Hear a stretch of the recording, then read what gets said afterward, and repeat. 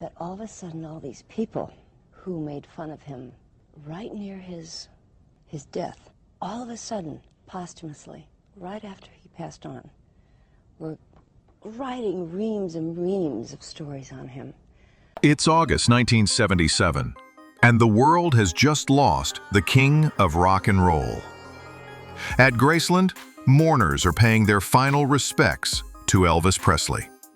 But there's one woman in that crowd whose presence sends shockwaves through the Memphis Mafia. Anne Margaret has just walked through those famous gates, and she's about to hear words that will haunt her for the rest of her life. Elvis's father, Vernon Presley, spots her in the crowd. This man, broken by grief and barely holding himself together, suddenly grabs her hands with a desperate intensity. His voice cracks as he whispers the words that reveal one of Hollywood's most devastating secrets. "My son truly loved you. Elvis was proud of you." But here's what will absolutely blow your mind. Vernon wasn't just offering comfort.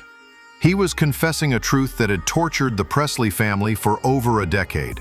You see, what Vernon was really saying was this: Elvis Presley, the man who had everything, who conquered the world with his voice and his hips, had spent 13 years living with the wrong woman.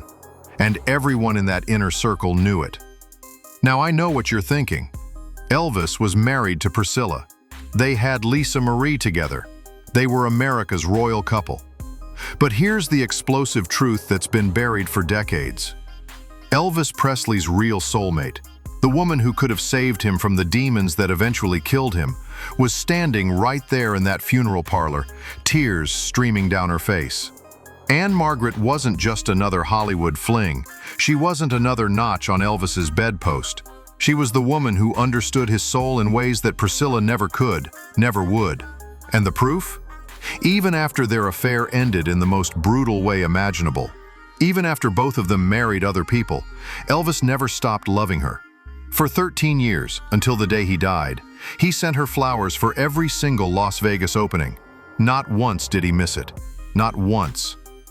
But here's where this story gets absolutely insane.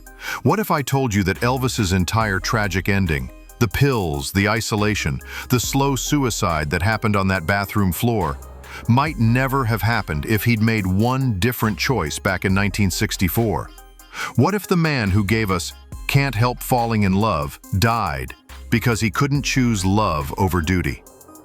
3 months after Elvis died, something unprecedented happened. Vernon Presley and Colonel Parker, the two men who controlled every aspect of Elvis's life, asked Anne Margaret to do something they'd never asked anyone else to do. They wanted her to host a 2-hour NBC tribute to Elvis. Think about that for a second. These were the same men who'd forced Elvis to end his relationship with Anne Margaret. These were the men who'd built walls between them. And now, in their grief, they were admitting what everyone already knew. She was the one who really understood him. Anne Margaret later said it was the most difficult, wrenching job she'd ever done. And why wouldn't it be? She wasn't just honoring a fallen star. She was eulogizing the man who could have been hers, the life they could have shared, the happiness that was stolen from both of them by fear, by pressure, by the crushing weight of expectations. But here's the part that will absolutely destroy you. When Vernon Presley fell seriously ill 2 years later, Anne Margaret dropped everything and flew to Memphis to be with him. This woman, who had been brutally cut out of Elvis's life, who had been ignored and discarded when it mattered most, came back to comfort the father of the man who broke her heart. And you know what Vernon told her during those final conversations? He told her how much he missed his son. He shared stories. He opened his heart to the woman he knew should have been his daughter-in-law. The hidden truth about Anne Margaret's affair with Elvis isn't just about Hollywood romance gone wrong. It's about a love so powerful, so undeniable, that it survived rejection, public humiliation, and 13 years of forced separation. It's about two people who found their perfect match and were torn apart by the very machine that made them famous. And the most heartbreaking part? Everyone around them knew it was wrong. Everyone could see what was being destroyed. But nobody had the courage to stop it. So how did it all begin? How did two of the most explosive performers of their generation find each other in a way that would haunt them forever? The date was July 1st, 1963, and the place was MGM's soundstage in Hollywood. But this wasn't your typical Hollywood meet cute. This was destiny, walking into a room and setting everything on fire. Anne Margaret was already a rising star, fresh off her breakthrough in Bye Bye Birdie. She had that rare combination of innocence and raw sexuality that drove audiences wild. But when she walked onto that soundstage to meet Elvis Presley, she thought she was prepared. After all, she'd worked with major stars before. She'd blown 3 previous male co-stars right off the screen with her energy and magnetism. She was the girl who couldn't be matched. Then Elvis extended his hand. Now listen to this carefully, because Anne Margaret herself said it best. She was calm about meeting the king. She knew his reputation with women. She knew he'd captured the hearts of almost every woman in America. But what she didn't expect was how he would capture hers in a single handshake. There was something in that moment, some electric current that passed between them, that told both of them this was going to be different. But here's where it gets absolutely incredible. Their first meeting was purely professional. They shook hands, took a few publicity shots, and that was it.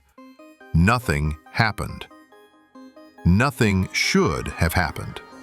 But 8 days later, July 11th, they met again at Radio Recorder Studio on Santa Monica Boulevard. They were supposed to perform a couple of duets for the film Viva Las Vegas. What happened next changed both their lives forever. The moment they started performing together, something unprecedented occurred.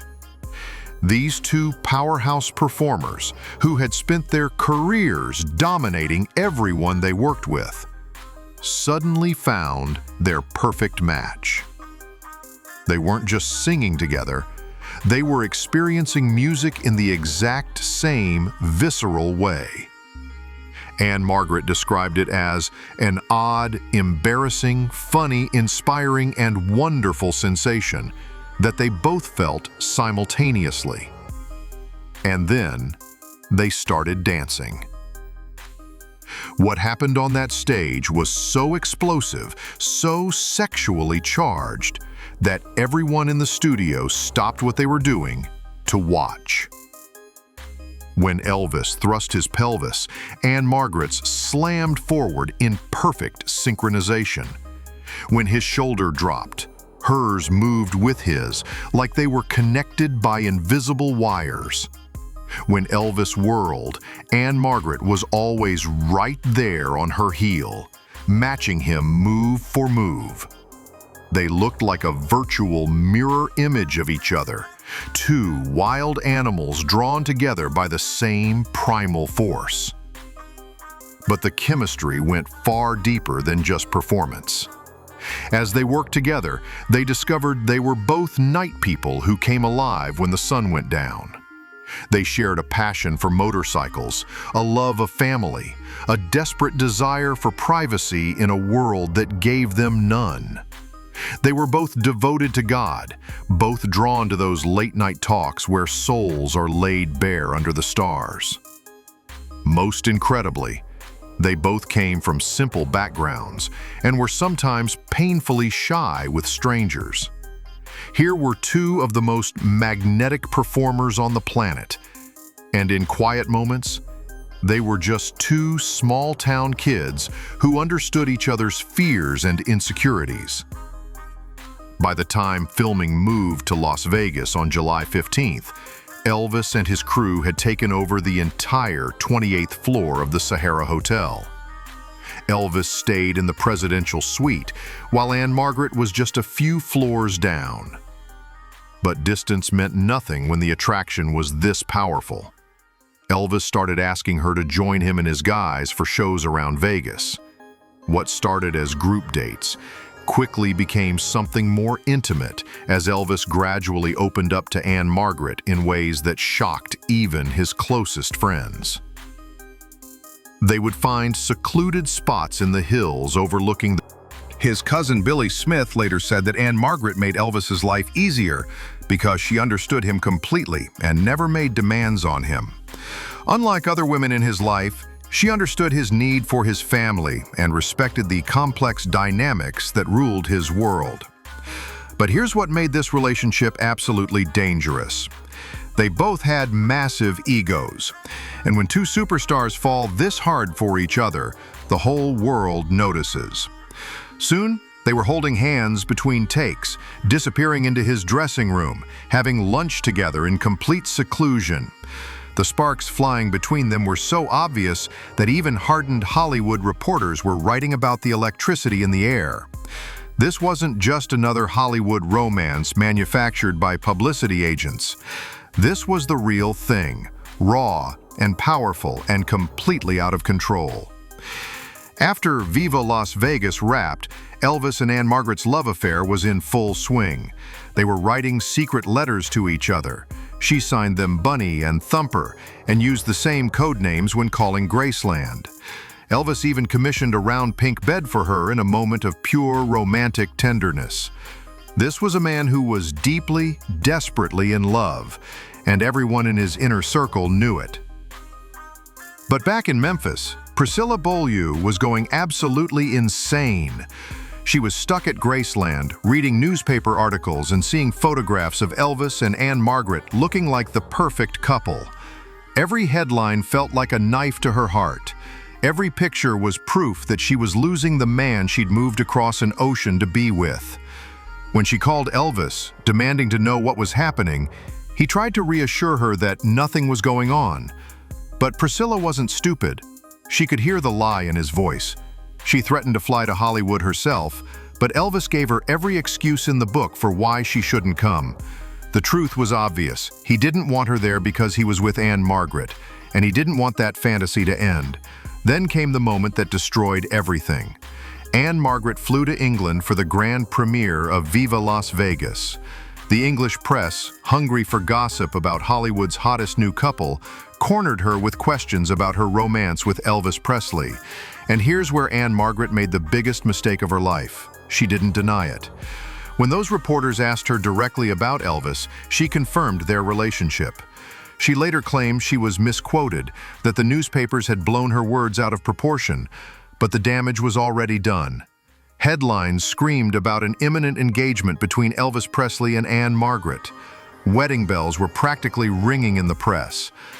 The moment those stories hit American newspapers, Elvis's world exploded. Priscilla went nuclear. She had the fight of her life with Elvis, a screaming match so intense that he threatened to send her back to Germany multiple times. But it didn't stop there. Priscilla called her parents, and they went into an absolute rage. Here was their daughter, who had sacrificed everything to be with Elvis, being publicly humiliated by his Hollywood affair. Then Colonel Parker got involved. The colonel saw those headlines and knew this was a disaster that could destroy Elvis's career. He called an emergency meeting and delivered an ultimatum that would haunt Elvis for the rest of his life. The message was crystal clear. End the affair with Anne Margaret immediately and fulfill your promise to Priscilla and her family, or face the consequences. The pressure on Elvis was crushing. His manager, Priscilla's family, his own sense of duty and obligation. Everything was pushing him toward one choice. But his heart was screaming for the opposite.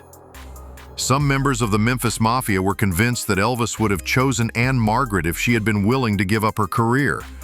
But that was the impossible choice. She couldn't abandon her dreams any more than he could abandon his responsibilities. When Anne Margaret called Elvis from England, frantically trying to explain that she'd been misquoted, that things had been blown out of proportion, it was already too late. Elvis had made his decision, and it was the most brutal decision of his life. He stopped calling her, completely, totally. Just like that, the man who had opened his soul to her under the Vegas stars went silent. Anne Margaret refused to give up. She sent telegrams that went unanswered. She tried to get information from his friends, but they'd been ordered to cut contact. The woman who had found her perfect match was suddenly screaming into the void, desperate for any sign that their love had meant something. According to Anne Margaret herself, other factors in Elvis's life were also forcing him away from her. She understood those factors, she said, because Elvis had always been honest with her about the impossible situation he was in. But understanding didn't make the abandonment any less devastating. They had dated for nearly a year, seeing each other whenever possible, building something real and powerful and life-changing. And then, in the span of a few newspaper headlines, it was over. Elvis married Priscilla in Las Vegas on May 1st, 1967. 1 week later, in the same city, Anne Margaret married actor Roger Smith. Two broken hearts, two people settling for second best, two marriages that were really just elaborate attempts to forget what they'd lost. The most tragic part?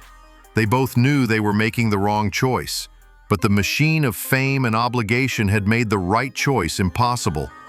For 10 years, Elvis Presley and Anne Margaret lived in a world where they had chosen duty over love, obligation over happiness. They were both married to other people, building lives that looked perfect from the outside, but felt hollow on the inside. And then, in 1967, something beautiful and heartbreaking happened. They found their way back to each other as friends. Anne Margaret was making her Las Vegas debut with her new husband, Roger Smith, as her manager. It was a huge moment in her career, but she had no idea that Elvis and his entire entourage would show up to support her. When she saw him in that audience, 10 years of forced separation melted away. After the show, they celebrated backstage like the old friends they had always been, underneath all the passion and pain. But here's what will absolutely break your heart.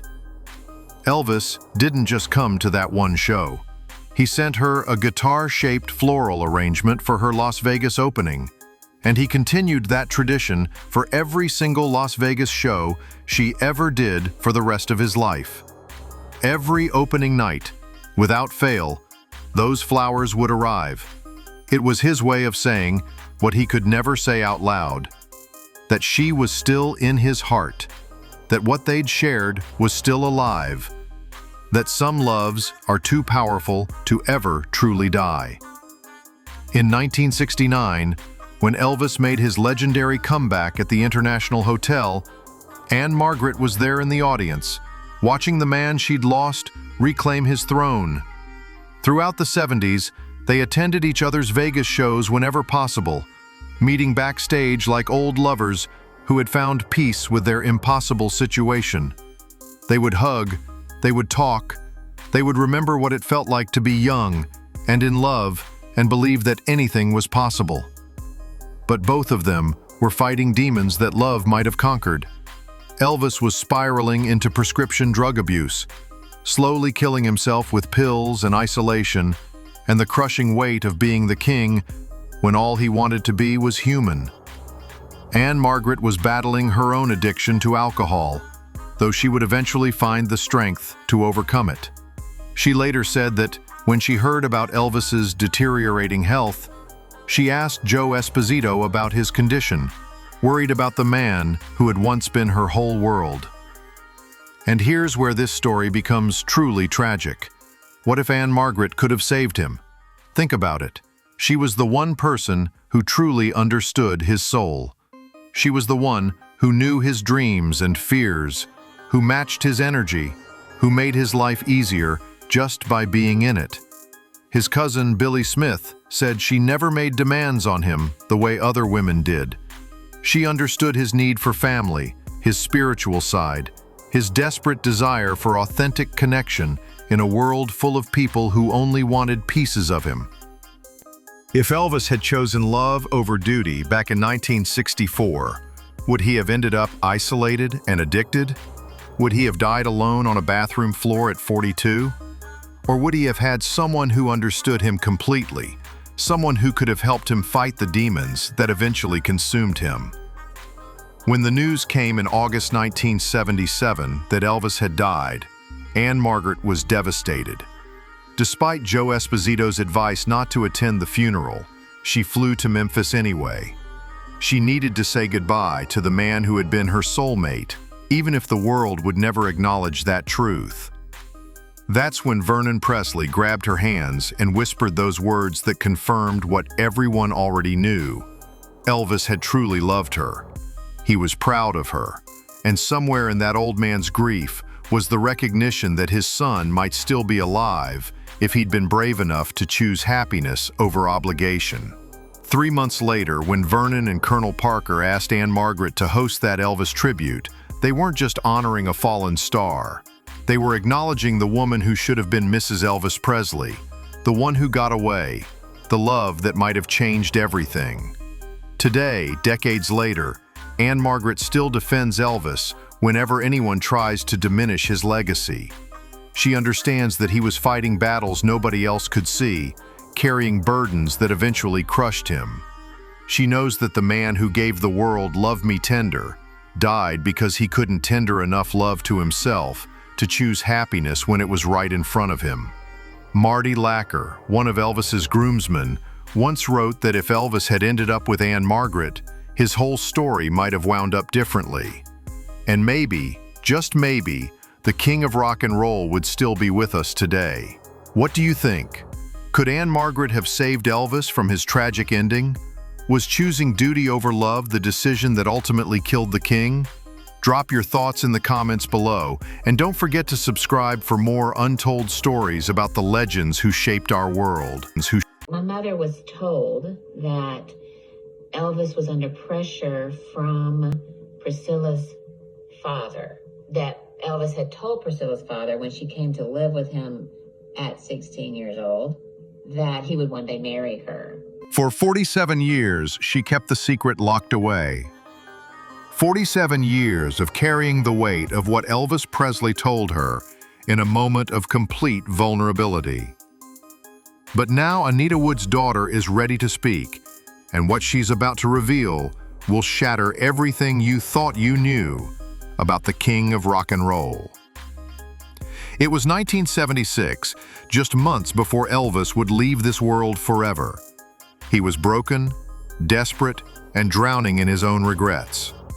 That's when he showed up at their door, unannounced, looking like a shadow of the man the world worshipped. Anita Wood's daughter was just 19 then, but she'll never forget the haunted look in his eyes when he asked to speak with her privately. "Your mother," Elvis said, his voice cracking with emotion, "was the greatest mistake I ever made. Not loving her, losing her, and I need you to know why." Think about that for a moment. This is Elvis Presley, the man who had Priscilla, who had Anne Margaret, who could have had any woman in the world. Yet here he was, confessing to a teenager that her mother, a woman most people have forgotten, was his greatest regret. But here's what makes this confession so earth-shattering. Elvis didn't just admit he made a mistake. He revealed the devastating truth about why he destroyed the one relationship that could have saved him from everything that came after. The pills, the isolation, the spiral that would claim his life just months later. Anita Wood's daughter has carried this burden her entire adult life. She watched as biographer after biographer got it wrong, as documentary after documentary missed the real story. She sat in silence while the world debated whether it was Priscilla or Anne Margaret who was Elvis's true love, knowing they were all looking in the wrong direction. "He told me things that night that he said he'd never told another soul," she reveals now, her voice still heavy with the weight of that memory. Things about fear, about self-sabotage, about how he destroyed the one pure thing in his life because he was too afraid to lose it naturally. The timing of Elvis's confession wasn't random. By 1976, he was facing his own mortality. The prescription drugs were winning the war against his body, and he knew it. He was isolated, paranoid, and haunted by choices he couldn't undo. That's when the guilt about Anita Wood became unbearable. You see, most people think Elvis's tragedy was about fame, or drugs, or Colonel Parker's control.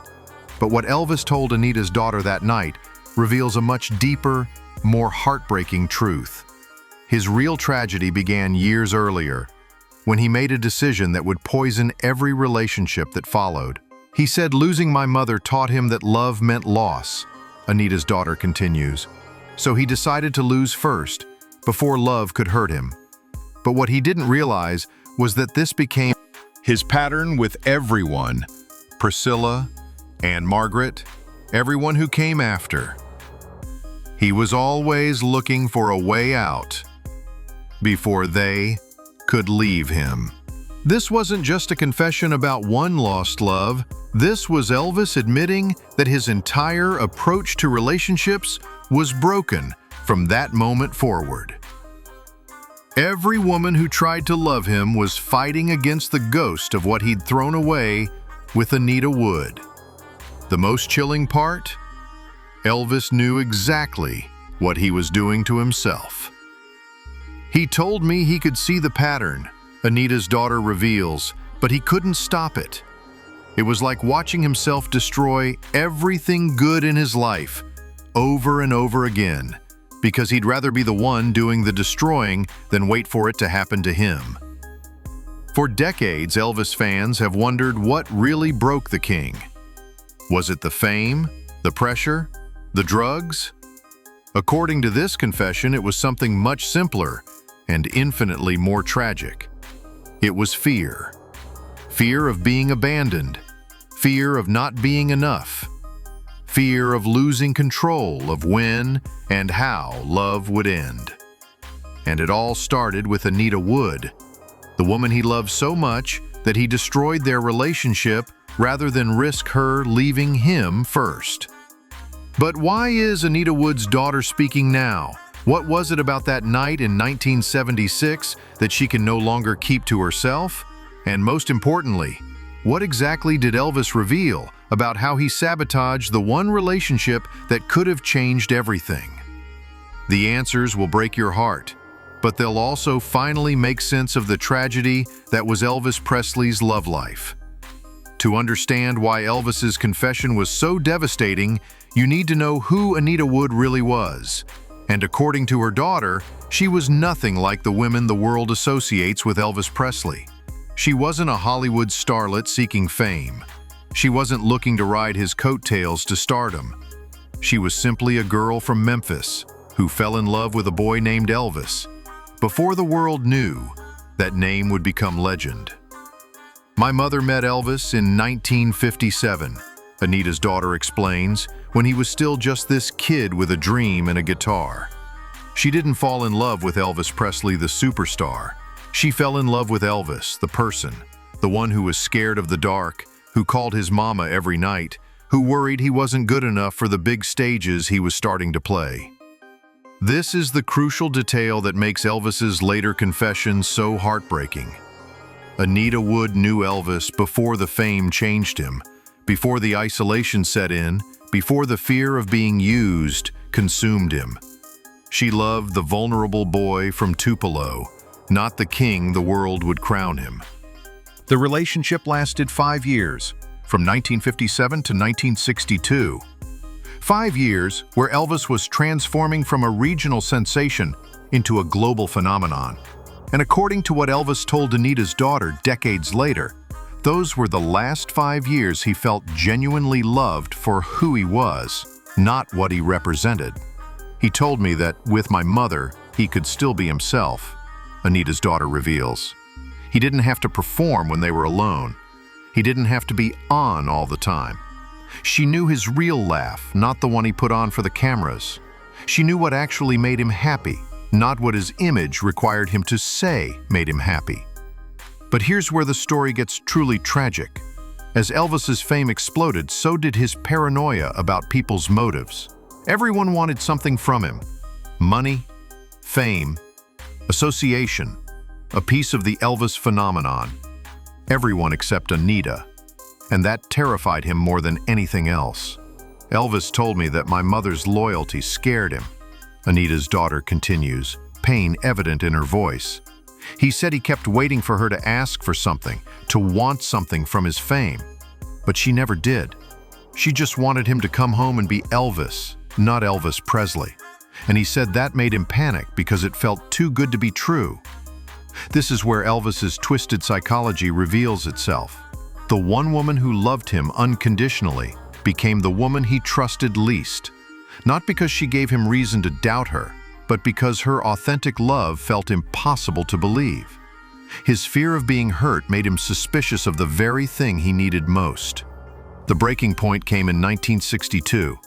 Elvis had been drafted, served his time in Germany, and returned to a world that had changed around him. The music industry was different, his career demands were more intense, and his relationship with Anita became another casualty of his inability to trust what felt too perfect. He said he started picking fights with her, Anita's daughter reveals, her voice barely above a whisper. Not big fights, just little things. Testing her, seeing how much she'd take before she'd leave like he expected everyone to leave eventually. He was trying to control when and how it would end because the thought of her leaving on her own was unbearable. But Anita Wood wasn't like the others. She didn't leave when Elvis started pulling away. She fought for their relationship.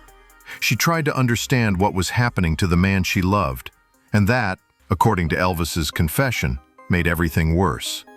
The more she tried to save what they had, Anita's daughter explains, the more convinced he became that she was either lying about her feelings or she'd eventually realize he wasn't worth it. So he did the only thing his fear would let him do.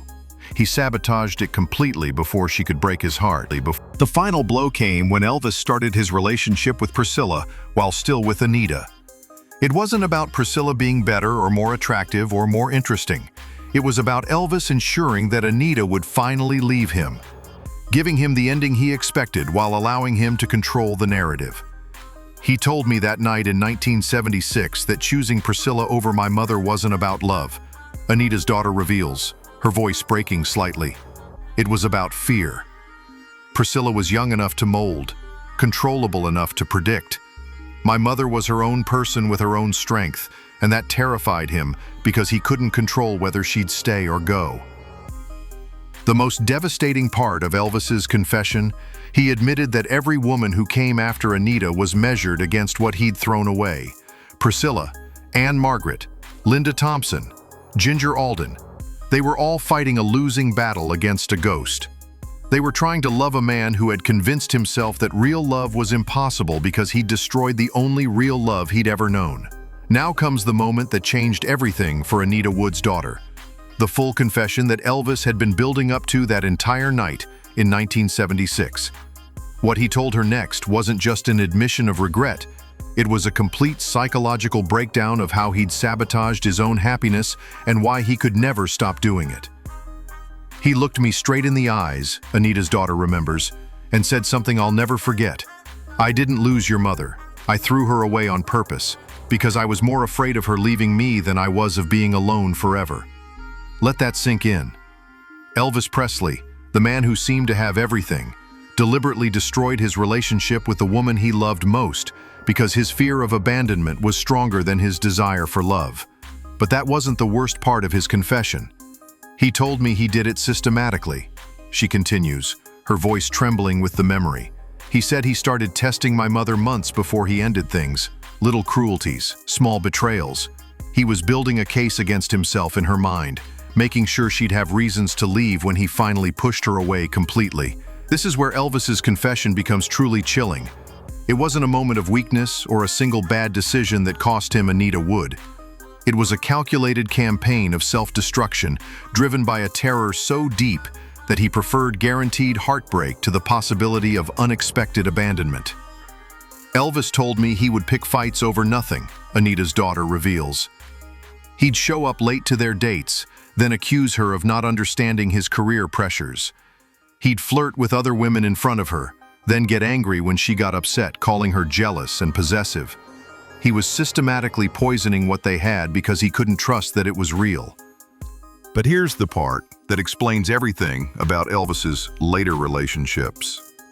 According to his confession, this pattern of sabotage became his default setting with every woman who got too close. It wasn't conscious after Anita, it became an automatic response to genuine intimacy.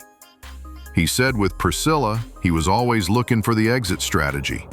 Anita's daughter continues. Even when they got married, he told me he was already planning how it would end. With Anne Margaret, he admitted he started that affair partly to ensure he'd hurt Priscilla before she could hurt him. Every relationship became a chess game where he was always 3 moves ahead toward the inevitable ending. The psychological prison Elvis had built for himself becomes even clearer when you hear what he said about his own self-awareness. He knew exactly what he was doing, but he couldn't stop. The most heartbreaking thing he told me, Anita's daughter says, was that he could see himself destroying every good thing in his life, but stopping felt more dangerous than continuing. He said it was like being addicted to pushing people away before they could leave him. The temporary relief of controlling the ending was worth more to him than the permanent happiness he was throwing away. This explains so much about Elvis's final years. The prescription drug abuse, the isolation, the erratic behavior, they weren't just symptoms of fame and pressure. They were the natural progression of a man who had spent decades protecting himself from love by making himself unlovable. But Elvis's confession to Anita's daughter revealed an even darker truth. He admitted that after destroying his relationship with her mother, he never again experienced what he called fearless love. The kind of love where you're not constantly preparing for it to end. He told me that every woman after my mother got a version of him that was already planning their goodbye, she explains. They were loving someone who was fundamentally unavailable, not because he didn't care, but because he cared too much to risk being genuinely vulnerable again. The final piece of Elvis's psychological puzzle came when he explained why he was telling Anita's daughter all of this. It wasn't just guilt or regret driving his confession. It was a desperate need for someone to understand that his self-destruction wasn't weakness. It was a defense mechanism that had spiraled completely out of control. He said he needed someone to know that the pills, the weight gain, the paranoia, it all started with losing my mother, Anita's daughter reveals. Everything that killed him could be traced back to that first moment when he chose fear over love.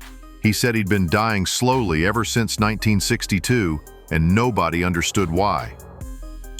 He asked me to tell my mother something if I ever got the chance, Anita's daughter reveals, her voice breaking.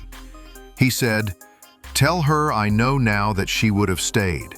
Tell her I know she loved me enough to weather anything, and I threw that away because I was too much of a coward to believe it was real."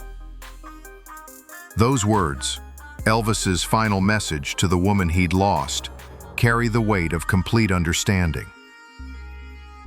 By 1976, facing his own mortality, Elvis could see clearly what his fear had cost him. He could see that Anita Wood's love had been genuine, that she would have stood by him through the fame and the pressure and all the challenges that came with loving Elvis Presley. But here's what he said next, Anita's daughter continues, and this is why I'm finally speaking. He said, "I need you to tell her that, because maybe if other people hear it, they won't make the same mistake I did. Maybe someone else won't throw away their chance at real love because they're afraid it's too good to be true." That message, Elvis's desperate hope that his confession might save someone else from his fate, is what finally convinced Anita Wood's daughter to break her decades of silence. She's not telling this story for fame or attention or to settle old scores. She's telling it because Elvis's final wish was that his greatest mistake might prevent someone else from making the same choice. "My mother never knew he felt that way," she concludes. "She went to her grave thinking Elvis just stopped loving her. But now the world can know the truth. That Elvis Presley's greatest tragedy wasn't losing his health or his career or his life. It was choosing fear over love when love was standing right in front of him, ready to weather any storm." The confession that Elvis made to a 19-year-old girl in 1976 wasn't just about his regrets. It was his final attempt to turn his greatest failure into someone else's salvation. And after 47 years of silence, his message is finally being heard. What do you think about Elvis's shocking confession? Does this change how you see the King's tragic love story? share your thoughts in the comments below, and don't forget to subscribe for more untold secrets about Elvis that the world has never heard before. Honey, I just seem to keep my own personal views about that to myself. I'm just an entertainer, and I'd rather not. Well, the image is one thing, and a human being is another. You know, it's very hard to live up to an image. I'll put it that way. June 26th, 1977, Indianapolis. A bloated, sweating man in a white jumpsuit stumbles across the stage, barely able to finish his final song. The crowd doesn't know they're watching a dead man walking.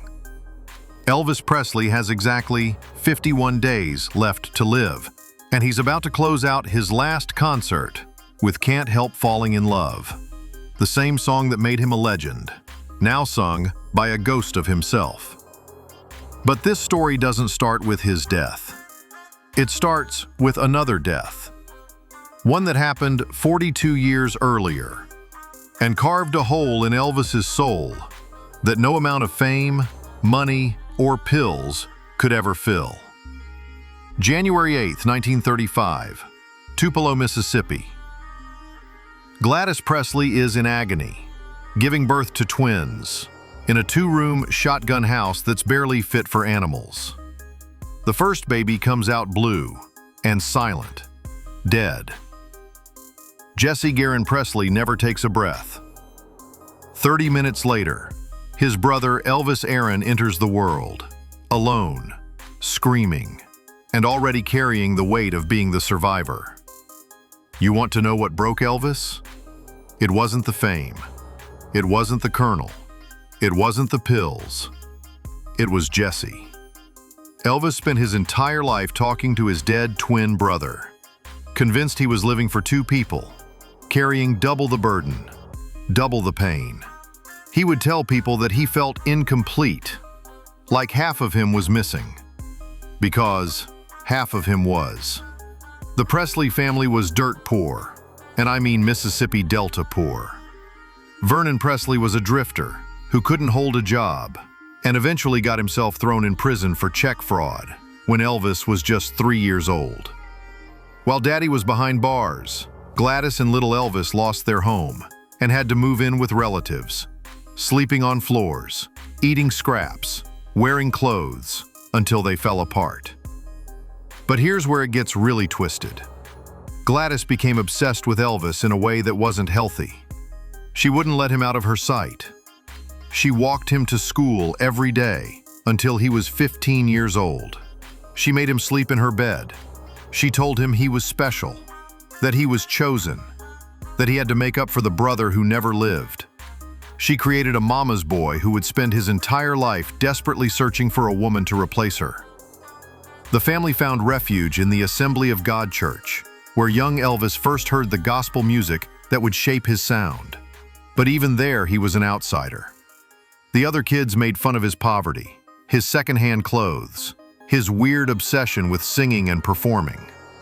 Elvis learned early that being different meant being alone. When he was 11, Elvis begged his parents for a bicycle for his birthday. They couldn't afford it. Instead, they bought him a cheap guitar from Tupelo Hardware for $7.75. Elvis cried. He wanted to be normal. In 1948, when Elvis was 13, the family packed up their few belongings and moved to Memphis. It was supposed to be a fresh start, but it was really just a different kind of hell. They ended up in Lauderdale Courts, a housing project where dreams went to die. Elvis was now a country boy in the big city, still wearing homemade clothes, still sleeping too close to his mama, still talking to his dead brother in the mirror. But Memphis had something Tupelo didn't: Beale Street. This was where Elvis discovered black music, where he heard sounds that made his soul catch fire. He would sneak down to the clubs, this skinny white kid with greasy hair, soaking up blues and gospel like a sponge. The musicians tolerated him because he was harmless, but they had no idea they were witnessing the birth of a cultural earthquake. Elvis graduated from Humes High School in 1953. Barely. He was voted most likely to not succeed by his classmates. They saw a weird mama's boy who carried a guitar everywhere and mumbled when he talked. They couldn't see the rage building inside him, the desperate hunger for something more, the need to prove that the boy who lived was worth more than the brother who died.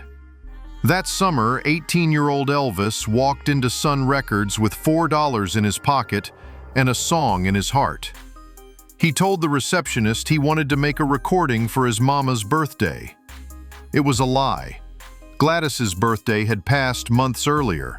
Elvis was there for himself, for Jesse, for every kid who ever felt like they didn't belong. Sam Phillips wasn't even there that day, but his assistant Marion Keisker heard something in this nervous kid's voice. She wrote a note. Good ballad singer, hold. She had no idea she'd just documented the moment when Elvis Presley began his march toward superstardom and his grave. July 1954.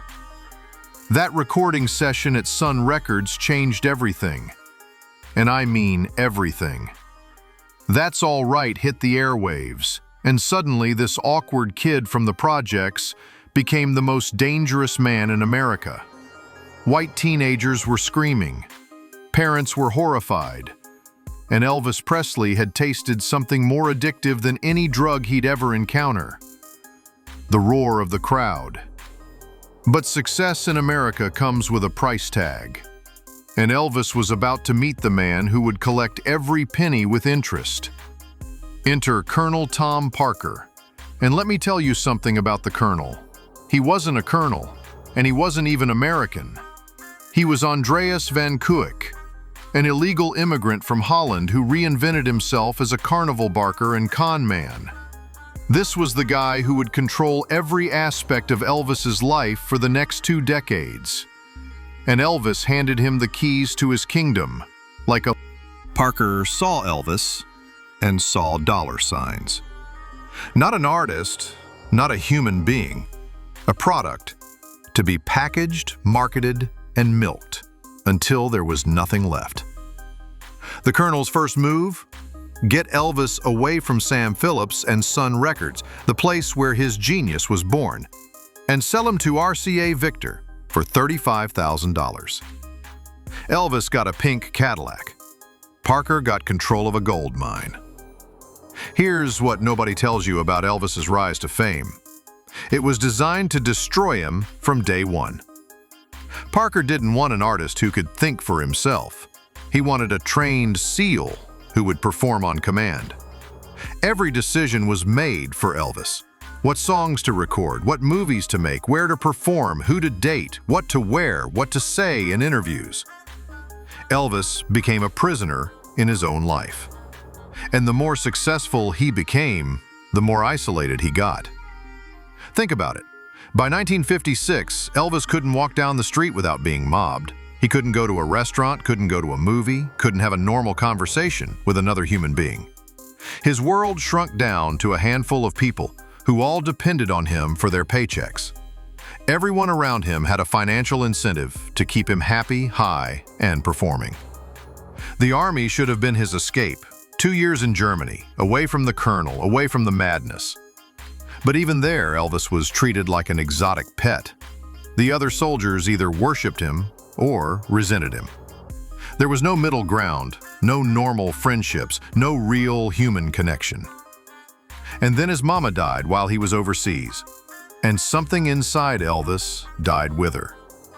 When he came back from the army in 1960, the world had moved on. The Beatles were coming, rock and roll was evolving, and Elvis was stuck making beach movies and singing to teenagers about puppies and rainbows. The Colonel had turned the most dangerous performer in American history into a neutered cash cow, cranking out 3 movies a year. But here's the really sick part. Elvis knew it was killing him, and he couldn't stop. He was addicted to the approval, addicted to being needed, addicted to being the king. Every terrible movie, every ridiculous song, every humiliating performance was another hit of the drug that was slowly poisoning him. The pills started innocently enough. Diet pills to stay thin for the cameras, sleeping pills to come down from the adrenaline, painkillers for the constant performing. But by the mid-1960s, Elvis was taking handfuls of uppers and downers every day, and everyone around him pretended it was normal because the money kept flowing. Then came 1968, and the comeback special that was supposed to save his career. For one brief shining moment, Elvis remembered who he was. Dressed in black leather, sitting with a guitar, singing like his life depended on it. But instead of using that momentum to break free, to take control of his life, the International Hotel offered Elvis $1 million to do 2 shows a night, 7 days a week, for months at a time. It should have been called what it was, a golden coffin. Vegas became Elvis's prison, a place where he could perform for the same drunk tourists night after night, while slowly dying inside. The Colonel convinced Elvis this was his comeback, his return to live performing. But Vegas wasn't a comeback. It was a surrender. Every night, Elvis would walk onto that stage knowing he was betraying everything he once stood for, singing the same songs to the same people, trapped in a cycle that was making everyone rich, except the man who was slowly killing himself to maintain it. By 1970, Elvis Presley had become a tragic figure, the most famous entertainer in the world, and the loneliest man alive. In 1973, Elvis Presley is 38 years old and looks like he's 60. The man who once moved like liquid lightning now struggles to get through a single song without gasping for breath. His weight has ballooned to nearly 250 pounds. His face is puffy from steroids and pills, and his hands shake so badly he can barely hold a microphone. But every night, he still puts on that white jumpsuit and walks onto the Vegas stage like a gladiator entering the arena to die. This is what rock and roll royalty looks like when the crown becomes a death sentence. The pills aren't just recreational anymore. They're survival. Elvis is taking uppers to wake up, downers to sleep, painkillers to numb the agony of performing when your body is falling apart, and tranquilizers to stop the panic attacks. His doctor, George Nicopolis, they called him Dr. Nick, is basically a licensed drug dealer with a prescription pad. In the last 2.5 years of Elvis's life, Dr. Nick prescribed him over 10,000 pills. That's 12 pills a day, every single day. But here's the sick truth. Everyone around Elvis is making money off his misery. The Memphis Mafia, his so-called friends and bodyguards, they're all on his payroll. They bring him pills, they cover up his overdoses, they lie to the press, and they watch him slowly kill himself because their mortgages depend on keeping Elvis happy and performing. His marriage to Priscilla crumbled because living with Elvis was like living with a ghost. He'd disappear for days into his bedroom at Graceland, surrounded by pills and junk food, watching TV until his eyes bled. When he did emerge, he was either so high he couldn't function or so paranoid he thought the FBI was watching him through the windows. Priscilla tried to save him, but you can't save someone who doesn't want to be saved. The divorce in 1973 destroyed what was left of Elvis's heart. He loved Priscilla, but he loved the pills more. After she left, taking their daughter Lisa Marie with her, Elvis spiraled into a darkness that made everything before look like a vacation. He started dating teenage girls because they didn't ask questions, didn't judge him, didn't try to change him. They just worshipped him while he slowly died in front of them. The concerts became freak shows. Some nights Elvis would be so drugged he'd forget the words to his own songs. Other nights he'd ramble incoherently between numbers, telling bizarre stories that made no sense. The audience didn't care. They were there to see the legend, even if the legend was dying right in front of their eyes. In 1973, Elvis overdosed twice. The first time, they found him unconscious in his bathroom, blue and barely breathing. They rushed him to the hospital and pumped his stomach. 3 months later, it happened again. This time, he was in a coma for 3 days. When he woke up, do you know what his first question was? Not, "How's my health?" Not, "Will I be okay?" It was, "When's my next show?" That's addiction. That's what happens when your identity becomes so tangled up in performing that you'd rather die on stage than live as a normal person. His father, Vernon, and his manager, Colonel Parker, knew exactly what was happening. They watched Elvis destroying himself and did nothing because the money was too good. Every concert, every appearance, every terrible decision Elvis made was generating millions of dollars. They had turned Elvis into a human ATM, and as long as he kept dispensing cash, they'd keep feeding him pills. The really heartbreaking part is that Elvis knew what was happening to him. In his lucid moments, he'd beg people to help him get clean. He'd flush pills down the toilet, promise to change, talk about retiring and finding peace. But then the fear would kick in. Fear of being forgotten, fear of being normal, fear of facing himself without the drugs.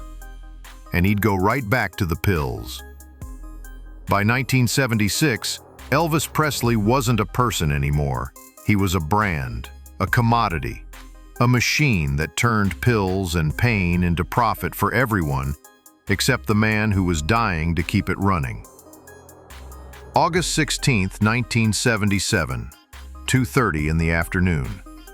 Ginger Alden walks into the bathroom at Graceland and finds Elvis Presley face down on the floor, his pajama bottoms around his ankles, his body already cold. The king of rock and roll has died on his toilet, reading a book about spirituality, probably hoping to find in those pages what pills could never give him: peace. But here's what they don't tell you about that day. The first thing Vernon Presley did when he heard his son was dead wasn't grieve, it was damage control. Within hours, the official story was carved in stone: heart attack, probably genetic, nothing suspicious here. The truth? Elvis's blood contained enough drugs to kill a horse. Codeine, morphine, Valium, Placidil, Valmid, and a dozen other pharmaceuticals were coursing through his veins when his heart finally gave up. Dr. Nick, the man who'd been dealing pills to Elvis for years, suddenly became very concerned about his medical reputation. The pill bottles disappeared, the evidence got scrubbed, the autopsy results were sealed for 50 years. They turned Elvis's death into the same thing his life had become: a carefully manufactured lie designed to protect everyone except Elvis himself. The funeral was a circus. Thousands of fans lined the streets of Memphis crying for a man they'd watched kill himself in slow motion for years. But behind the scenes, the vultures were already circling. Colonel Parker, the man who'd controlled Elvis like a puppet for 20 years, didn't shed a single tear. His first words when he heard Elvis was dead? "Nothing has changed. This won't affect any of our plans." Think about that. Elvis wasn't even cold yet, and Parker was already figuring out how to make money off his corpse. And make money he did. Within weeks of Elvis's death, the merchandising machine kicked into overdrive. T-shirts, posters, commemorative plates, tribute albums. Parker turned Elvis's grave into a gold mine. The estate that Elvis left behind was worth about $5 million. Today, 46 years after his death, Elvis Presley Enterprises generates over $100 million a year. Dead Elvis became more profitable than living Elvis ever was. But here's the cruelest irony of all. Elvis's family, the people he'd worked himself to death to support, couldn't handle the money or the fame that came with his legacy. His father, Vernon, died in 1979, broken and guilt-ridden. His ex-wife, Priscilla, turned Graceland into a tourist attraction, charging people money to walk through the rooms where Elvis had slowly died. His daughter Lisa Marie inherited everything and promptly lost most of it through bad investments and worse marriages. The same money that killed Elvis kept destroying his family long after he was gone. Lisa Marie died in 2023 at age 54, the same age her father would have been if he'd lived just 12 more years. She spent her entire life trying to escape her father's shadow while depending on his money to survive. The Presley curse claimed another victim. Today, Elvis impersonators outnumber the real thing by thousands to one.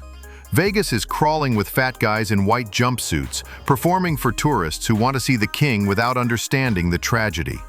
Elvis has become a joke, a Halloween costume, a punchline about fried peanut butter sandwiches and sequin jumpsuits. But every now and then, someone discovers that 1968 comeback special, or stumbles across That's All Right for the first time, and they remember what made Elvis dangerous.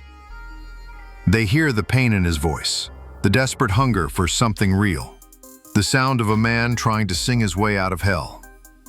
Elvis Presley achieved everything he ever wanted: fame, money, immortality. But he lost the only thing that mattered: himself.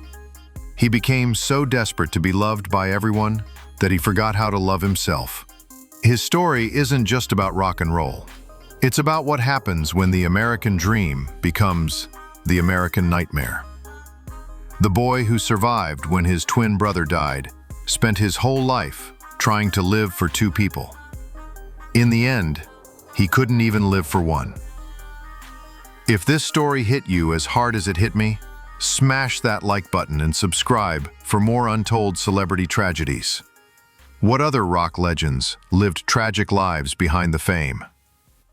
Drop your suggestions in the comments below, and I'll see you in the next one. But I remember my mother receiving a phone call from whomever Elvis had employed to call people, whatever, and saying that he wanted the Sweets back to do his comeback show in Vegas. When Whitney Houston mentioned Elvis Presley, it wasn't admiration, it was revelation. She said his name once in an interview that few people ever saw, and the moment she did, the room changed. Her tone shifted, her eyes softened, and what came next left the interviewer frozen, because Whitney didn't talk about Elvis like a fan. She talked about him like someone who understood his soul. It wasn't a random connection. Whitney grew up in the church, the daughter of gospel royalty, raised under the sound of choir robes, brushing against wooden pews, harmonies echoing off stained glass. Sunday mornings weren't performances, they were confessions. That was her foundation: purity, reverence, and fire. And deep inside that rhythm and ache, she found her voice. But there was one name she wasn't supposed to say out loud: Elvis Presley. In the Houston household, Elvis was complicated. For many in her community, he was the man who took what black artists created, gospel, soul, rhythm, and turned it into a white man sound. Whitney's uncles and aunts said he didn't grow up with their struggle, their pain, their roots. But Whitney didn't see him that way. She saw something else, something tragic, something familiar. In her private circles, Whitney admitted she felt Elvis's voice differently than anyone else. "You can't fake that," she once told a friend. "That hurt, that hunger, that's not an act." She believed that Elvis didn't steal black music. He carried it. Maybe clumsily, maybe imperfectly, but with sincerity that few understood, and that honesty moved her. By the mid-1980s, when Whitney became the new face of pop perfection, she was being compared to everyone: Aretha, Diana, even Michael. But she once said quietly to a sound engineer, "They never compare me to Elvis, maybe, because they know I'd understand him too much." He laughed, thinking she was joking. She wasn't. Because as her fame exploded, Whitney began to feel something she couldn't name: the isolation, the control, the whispers, the fake smiles, the pressure to be flawless every time she opened her mouth. Elvis had lived it before her. He had smiled for the cameras while dying inside. Years later, in 1993, during a quiet interview in London, Whitney finally broke her silence. The interviewer asked a casual question. Who inspired you most growing up? She smiled politely and named Mahalia Jackson, Aretha Franklin, and her mother. Then she paused. The room went still. And she said, almost under her breath, "You know who nobody ever lets me say? Elvis Presley." The journalist blinked, unsure if he heard right. Whitney leaned forward, her voice soft but fierce. "He was the first white man who sang like he'd been to church with us," she said, "and he paid the price for it." Her team tried to redirect the conversation, but Whitney wasn't done. She said Elvis didn't just imitate gospel, he lived through the same contradictions the church warned her about: temptation and redemption, glory and guilt, holiness and hunger. She described him as a man torn between grace and fame, the same way she often felt. "They both said we had everything," she whispered, "but they didn't see what it cost." When the interview aired, that segment never made it to television. The network cut it out, claiming it didn't fit the format. But those who were there remembered the look in her eyes. She wasn't talking about a legend. She was confessing something. Some say that tape was destroyed. Others say a copy still exists, buried in a private archive. But those who heard her words knew what she meant. Whitney wasn't defending Elvis's legacy. She was recognizing herself in it. The loneliness that comes when the entire world loves your voice, but forgets your heart. And maybe that's why her words about Elvis hit so deep. Because she wasn't just speaking of him. She was warning herself. It was the first and last time Whitney Houston ever spoke his name on record. And what she said next, in a moment so raw her own label tried to erase it, would change how fans saw them both forever. It was late in 1993, inside a quiet London studio. Whitney Houston had just wrapped a long press day, the kind of marathon of interviews she'd learned to survive with a perfect smile. The Bodyguard soundtrack had made her a global phenomenon, and the world saw only glamour, sparkle, and control. But behind the curtain, Whitney was unraveling. Her schedule was brutal. Her voice was strained. Her private life was under siege. And that night, something inside her snapped, not in anger, but in truth. When the journalist asked who her greatest influences were, Whitney gave the safe answers first. Her mother, Sissy, Aretha Franklin, Mahalia Jackson. But then she hesitated. It wasn't the hesitation of confusion, it was defiance. She leaned back in her chair and said softly, "You know who nobody ever lets me say? Elvis Presley." The room went silent. The interviewer thought he misheard. Whitney's expression didn't waver. "Yeah," she said, "Elvis, the king." She explained that her grandmother had a stack of his old gospel records. "How Great Thou Art," "Peace in the Valley," "Amazing Grace." Whitney had grown up listening to them on an old turntable that scratched with age. And even then, she could hear something behind the sound. That pain, that plea. You could tell he was singing to survive something, she said. Then she said the line that never aired. He sang like he knew God, but was afraid he'd stopped listening. The producer sitting off camera looked nervous. Whitney wasn't supposed to be this candid. Her PR team had warned her to avoid controversial comparisons, but she kept talking, her tone building like a slow-burning confession. "Elvis," she said, "was the first white man who sang like he'd been to church with us, and he paid the price for it." The journalist leaned forward and asked what she meant. Whitney smiled, not a happy smile, but a sad one. "They used him up," she said. "They took his soul and called it pop. And when he couldn't give them any more, they called him crazy. Her words hung in the air. It wasn't rehearsed. It wasn't polished. It was pure emotion. She wasn't talking about Elvis anymore. She was talking through him. She described how she'd watched old footage of him late at night on her tour bus. The Vegas years, the forced smiles, the heavy eyes. He looked like a man still trying to make God happy, she said. And that, I understood. For a moment, her voice cracked. The journalist didn't interrupt. She wiped her eye and laughed it off. "You can't say that, can you?" she said. "They'll cut it out." Elvis's life became a rotation of tours, pills, and promises. Whitney's became interviews, gossip, and expectation. He numbed his pain with prescription bottles. She drowned hers in substances that blurred the edges of her reality. Both were surrounded by people who called themselves family, and both died surrounded by people who couldn't save them. The irony was cruel. They'd both started as voices that could lift souls to heaven, yet fame turned that same gift into the very thing that dragged them down. Elvis sang "How Great Thou Art" with tears streaming down his face.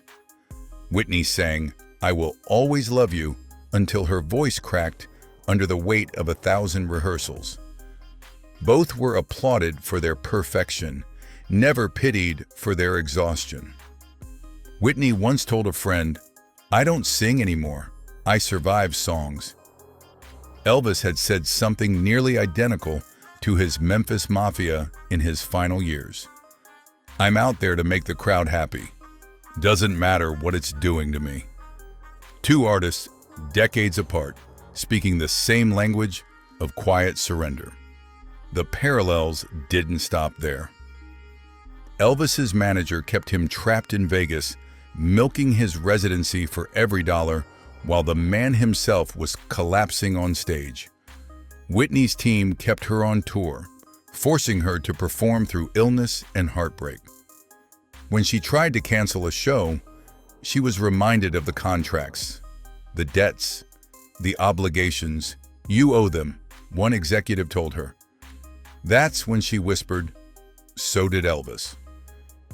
He had once tried to escape, planning a European tour that Colonel Parker secretly sabotaged because Parker himself was an undocumented immigrant who couldn't leave the U.S. Elvis never knew. He just thought the world didn't want him anymore. Whitney faced the same invisible chains. When she tried to take a break in the late 1990s, her label leaked stories that she was unreliable. It was reputation warfare designed to keep her in line. Both turned to the only place that ever made sense: music. Late at night, Whitney would sit in her home studio and sing old hymns. "His eye is on the sparrow. I love the Lord." Elvis did the same at Graceland, sitting alone at his piano long after everyone else was asleep. One of his staff members once said, he'd start with gospel, always gospel, like he was begging to feel saved again. And in Whitney's final days, she returned to that same longing. Her assistant recalled her humming "You'll Never Walk Alone" the night before she passed. The same hymn Elvis performed at his 1972 show in Vegas, the one where his voice cracked when he reached the line, "Walk on through the wind." Both of them were walking through a storm no one else could see. Elvis was found in his Graceland bathroom, only a few feet from his piano. Whitney was found in a Beverly Hills hotel, only a few feet from the stage where she'd rehearsed for her comeback. Two icons, both alone, both victims of the same beautiful curse, the kind that gives you everything except peace. They both knew the cost of the crown. For Elvis, it was his health. For Whitney, it was her spirit. And though the world mourned them as separate tragedies, their stories were mirrors. Same church, same chords, same heartbreak. In one of her last interviews, Whitney said softly, "I still listen to him sometimes. People forget. He could pray with a song." The interviewer didn't ask who she meant, but her tone said it all. It's almost poetic that Whitney's last public performance was a duet of Jesus Loves Me, sung just days before her death. The same message Elvis clung to in his final gospel medley. He loves me, he loves me. When she whispered, he knew, that night in rehearsal, her team thought she was referring to her band, but those closest to her believed she meant Elvis, a man she'd never met, but had somehow been following all along. Because deep down, Whitney Houston didn't just admire Elvis Presley, she understood him, the fame, the ache, the quiet hunger for grace. And in the end, both of them reached for the same thing. Not applause, not headlines, not crowns, just mercy. In the years since Whitney Houston's passing, her words about Elvis Presley have resurfaced like a ghost the industry can't ignore. For decades, fans thought her comment about Elvis was nothing more than rumor, a moment whispered in private, too strange to believe. But as more pieces surfaced, fragments of interviews, testimonies from crew members, sound engineers, the picture became clear Whitney had meant every word.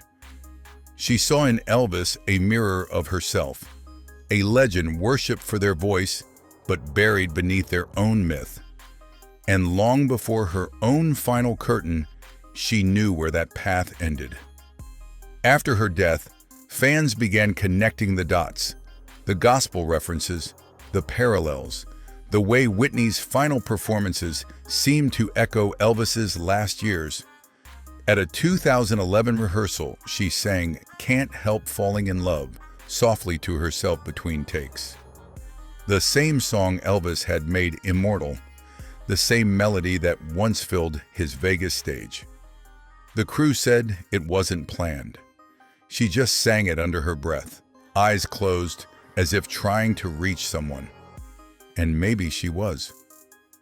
For Whitney, Elvis represented something forbidden yet familiar. He was the bridge between the sacred and the broken, a man who could touch heaven with his voice but still fall to earth. And she'd come to realize she was living the same contradiction. Both of them were proof that being adored doesn't mean being understood. In the years after Whitney's passing, tributes poured in from artists who admitted they'd never known about her admiration for Elvis. Lisa Marie Presley once said, "If that's true, it doesn't surprise me.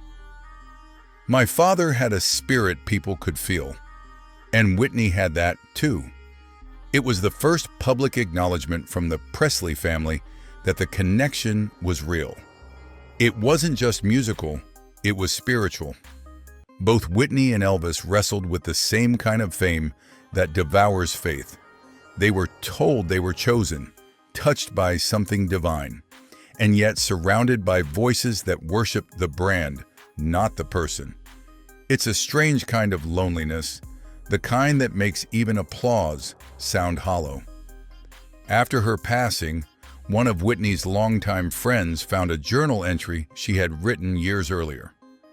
In it, she mentioned Elvis's name again. "He sang like he was praying for forgiveness," she wrote. "Sometimes I do too." That one line changed everything. Suddenly, her earlier comments weren't just admiration, they were confession. She had recognized in him the same battle between grace and destruction. Fans started digging into old footage, grainy clips, unreleased rehearsals, interviews she'd given, and the ones that never aired. And they noticed something haunting. Whenever she mentioned struggle, faith, or the burden of fame, Elvis's name seemed to linger just beneath the surface. For Whitney, he wasn't just the king. He was a warning, a prophecy about what happens when the gift becomes a chain. And by the time she realized it, she was already too deep to escape it. The tragedy is that both of them were trying to return home, not to Graceland or Newark, but to that small, quiet church inside themselves.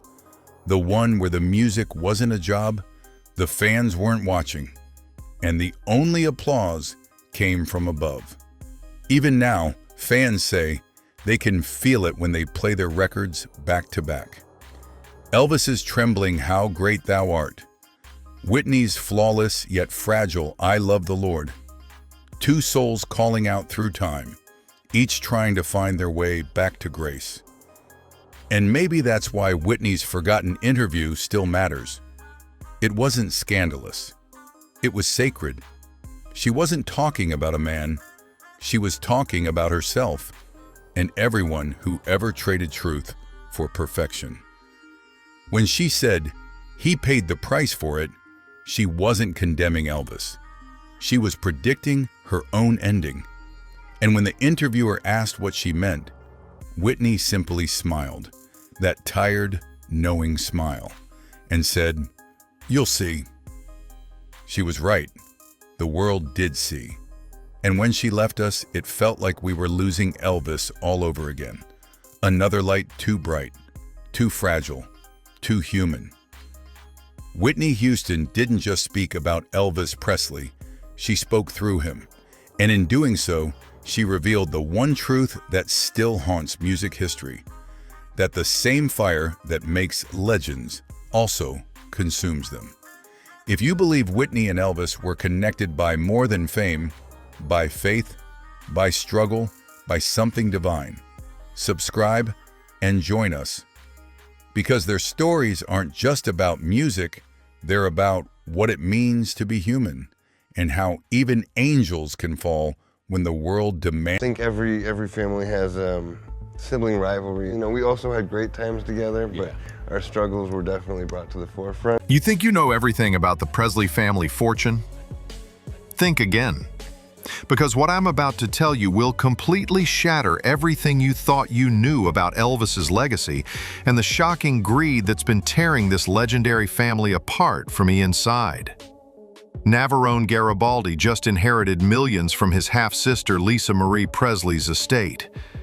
And before her body was even cold, he was already plotting his next move. We're talking about a man who walked away with a fortune that most people can only dream of. But apparently, that wasn't enough. No, Navarone had his eyes on an even bigger prize: Elvis Presley's protected estate assets. Here's where this gets absolutely insane. Within months of Lisa Marie's death, Navarone's legal team started filing paperwork that would make your head spin. They weren't just going after pocket change either. We're talking about challenging ownership rights to some of the most valuable intellectual property in entertainment history. The name Elvis Presley alone is worth hundreds of millions of dollars, and Navarone wanted his piece of that pie. But here's what nobody saw coming. Navarone didn't just inherit money from Lisa Marie, he inherited her legal strategies, her inside knowledge of the estate's vulnerabilities, and most shocking of all, he inherited her resentment toward how the Elvis empire had been managed. Lisa Marie had spent years fighting these same battles, and apparently she passed down more than just money to her half-brother. She passed down a roadmap for revenge. The numbers we're dealing with here are staggering. Navarone's inheritance from Lisa Marie is estimated to be worth at least $15 million, maybe more. That's generational wealth right there. But according to sources close to the family, Navarone saw that money as just the beginning.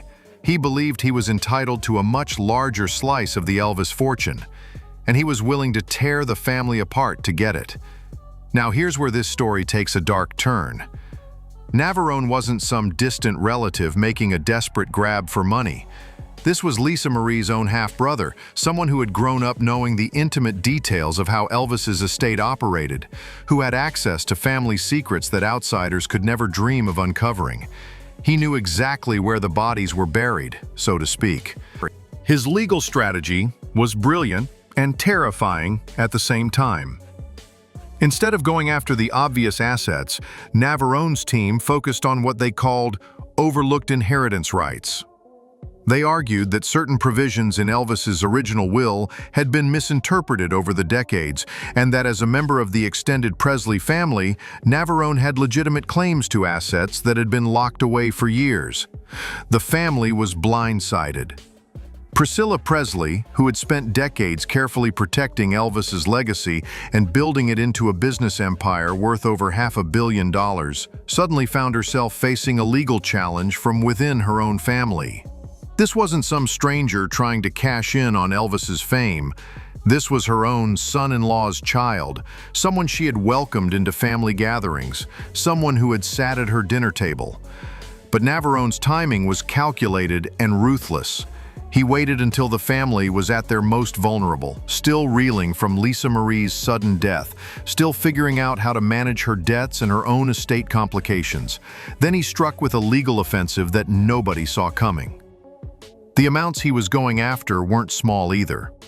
According to leaked court documents, Navarone's initial claims totaled over $40 million in what he called misallocated inheritance distributions.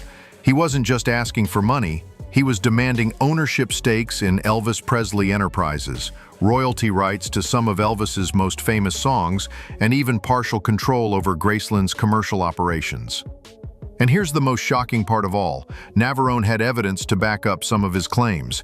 Years of Lisa Marie's financial struggles had created paper trails, legal precedents, and documentation that painted a picture of an estate that had been mismanaged for decades. He wasn't just throwing accusations around. He had receipts. The family tried to handle this quietly at first, hoping to avoid the kind of public scandal that could damage the carefully cultivated Elvis brand. But Navarone wasn't interested in quiet settlements or behind-the-scenes negotiations. He wanted everything out in the open, and he was prepared to use every dirty secret he knew to get what he believed was rightfully his. What happened next would change the Presley family forever and expose just how far someone will go when millions of dollars are on the line. But wait, it gets so much worse. Because what we discovered next about the hidden wars inside the Presley fortune will make your blood run cold. This wasn't just about Navarone getting greedy. This was about decades of family manipulation, secret deals, and power plays that had been happening behind closed doors while the world thought the Presley legacy was in safe hands. Here's what nobody knew. Priscilla Presley had been playing chess while everyone else was playing checkers. For years, she had been quietly consolidating power over Elvis's estate, making strategic moves that would ensure her control over the empire for decades to come. But Navarone had been watching, learning, and planning his own countermove. The bombshell came when Navarone's legal team revealed that Lisa Marie had shared explosive family secrets with him before her death.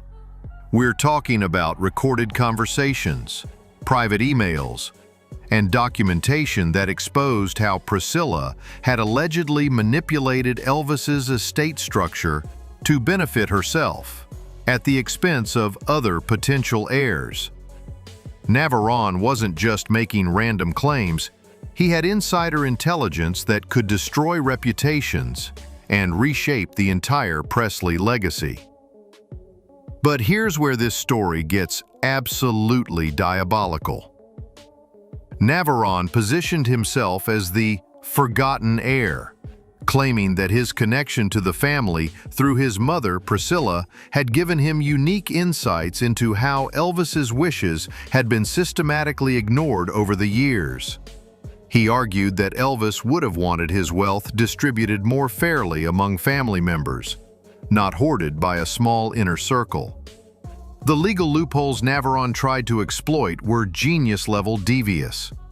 His lawyers discovered that certain interpretations of Elvis's original trust documents could potentially extend inheritance rights to step-grandchildren under specific circumstances. They found precedents in celebrity estate law that suggested blood relatives weren't the only ones entitled to inheritance claims. It was a legal Hail Mary that could have rewritten the rules for how celebrity estates operate forever. And Priscilla? She was furious.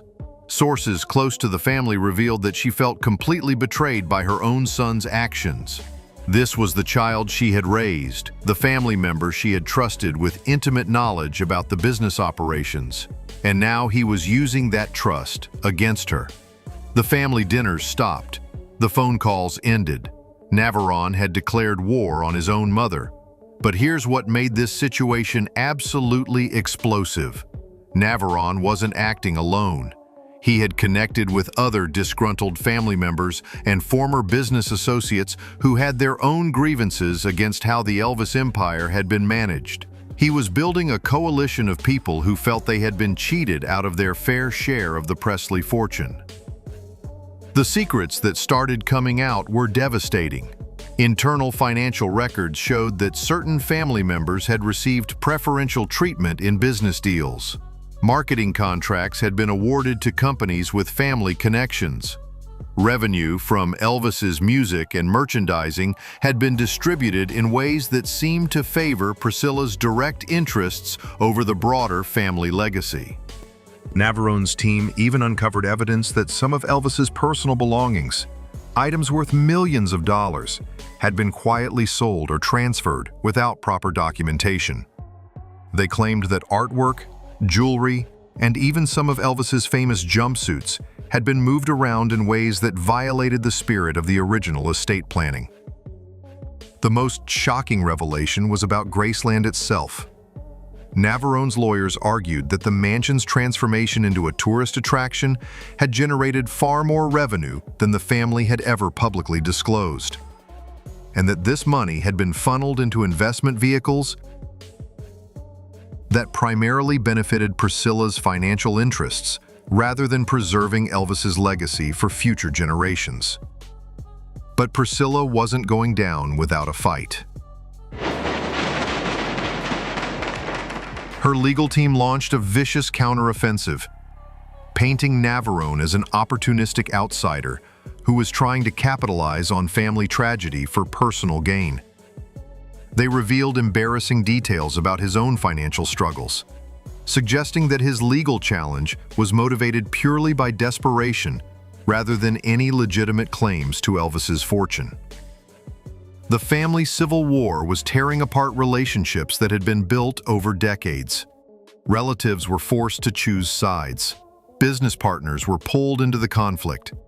Even longtime employees of Elvis Presley Enterprises found themselves caught in the crossfire, as both sides demanded loyalty and information. And through it all, the Elvis brand was taking a beating. Every leaked document, every court filing, every family accusation was damaging the carefully crafted image of Elvis as America's beloved king of rock and roll. The fighting was turning his legacy into a soap opera, and everyone involved knew it. But Navarone didn't care about preserving anyone's reputation. He was convinced that he was fighting for justice, that he was exposing years of corruption and mismanagement that had betrayed Elvis's memory and cheated legitimate heirs out of their birthright. The question everyone was asking was simple. How far would this family go to destroy each other over money that Elvis never intended to become a source of such bitter conflict? But here's where Navarone's master plan started crumbling in the most spectacular way possible. Because what happened next proves that when you're dealing with that much money and that much family hatred, even the smartest strategies can backfire in ways that destroy everything you thought you had. The first crack in Navarone's empire came when sources revealed how he had been burning through his Lisa Marie inheritance at an absolutely reckless pace. We're talking about someone who went from $15 million to desperate financial straits in less than 2 years. The spending was insane. Luxury cars, high-end real estate investments that went south, and business ventures that collapsed faster than anyone could have predicted. But here's what makes this story so tragic and infuriating at the same time. Navarone wasn't just spending his own money. He had borrowed against his expected Elvis estate settlement, essentially gambling with money he didn't even have yet. Financial institutions had given him massive credit lines based on his projected legal victories. And when those victories didn't materialize, the debt collectors came knocking with a vengeance. The desperate measures he took next were absolutely shocking. Navarone started liquidating personal assets that had sentimental value to the entire Presley family. Items that Lisa Marie had left him, not as investments but as keepsakes and family heirlooms, were being sold to private collectors and auction houses. We're talking about personal letters from Elvis, family photographs, and even pieces of jewelry that had been in the family for generations. Priscilla was devastated. These weren't just valuable items. They were irreplaceable pieces of family history that were being scattered to the winds because her son couldn't control his spending. The emotional damage was almost worse than the financial betrayal. Every item that showed up at auction was like a knife in the back of Elvis's legacy. But Navarone's legal team was pushing him toward even more desperate gambles. They convinced him that his best shot at accessing Elvis's protected assets was to challenge the fundamental structure of the estate itself. This wasn't just about claiming inheritance rights anymore. This was about trying to prove that the entire way Elvis's estate had been managed for decades was legally invalid. The strategy was nuclear-level risky. If Navarone won, he would potentially have access to hundreds of millions of dollars in Elvis-related assets. But if he lost, he would be responsible for massive legal fees, court costs, and potentially even damages for frivolous litigation. We're talking about a legal gamble that could either make him incredibly wealthy or completely destroy him financially. And the family pressure was becoming unbearable. Priscilla had cut off all communication with Navarone, refusing to speak to him or acknowledge him as part of the family. Other relatives were taking sides, and the Presley family gatherings that had been happening for decades were now impossible because of the toxic atmosphere Navarone's legal challenges had created. The mounting debts were crushing him from every direction. The lawyers representing him in the Elvis estate case were demanding payment for their services. We're talking about legal fees that were climbing towards 7 figures. The creditors who had loaned him money against his expected settlement were getting increasingly aggressive about repayment. And his personal expenses were still out of control because he couldn't or wouldn't adjust his lifestyle to match his actual financial reality. Here's where the story takes its most desperate turn. Navarone's team discovered that there might be one last avenue for accessing Elvis's money, a legal loophole related to estate mismanagement that could potentially trigger a complete reorganization of how Elvis's assets were controlled. But pursuing this strategy would require even more money up front, money that Navarone didn't have. So, he made the most dangerous financial decision of his life. He borrowed against everything he had left: his house, his remaining inheritance assets, even future royalty payments from his own minor entertainment ventures. He was essentially betting his entire financial future on one last, desperate legal Hail Mary that had maybe a 10% chance of success. The legal showdown that followed was brutal and humiliating. Navarone's lawyers presented their case with everything they had, but the evidence just wasn't strong enough to overturn decades of established estate management. The judge was clearly skeptical of the claims from the beginning. And when the ruling came down, it was devastating. Not only did Navarone lose his case completely, but the court ordered him to pay substantial legal fees for the other side. We're talking about additional debts that pushed his total obligations well over the value of everything he owned. The man who had started this journey as a multi-millionaire was now facing potential bankruptcy.